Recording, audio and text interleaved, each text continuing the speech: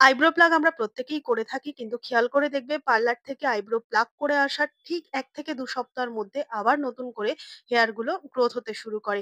তো ঘরে কিভাবে আমরা ব্যথা ছাড়া, সুতো ছাড়া আইব্রো প্লাগ করব তারই ছোট্ট, ছোট্ট বেশ কিছু আইডিয়া তোমাদের সাথে শেয়ার করব। তার জন্য ১ম এ টোনার এভাবে আইব্রোর মধ্যে লাগিয়ে নিলাম যাতে আ কোন রকম জ্বালা না হয়।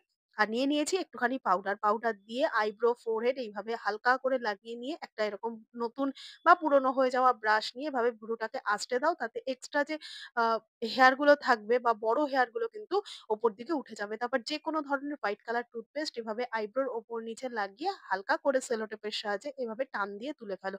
তারপর দেখবে অনেক সহজেই না আইব্রোটা উঠে যাচ্ছে। এক্সট্রা যে গ্রোথ করছিল হেয়ার গুলো, বেবি হেয়ার গুলো সেগুলো উঠে যাবে। তারপর ভেজা কাপড় দিয়ে মুছে যেকোনো ধরনের ময়েশ্চারাইজার বা ক্রিম একটুখানি হালকা হাতে লাগিয়ে দাও। খুব সহজে ঘরে বসে বিনা ব্যথা বা কোন রকম অসুবিধা ছাড়াই আইব্রো প্লাগ করা হয়ে যাবে।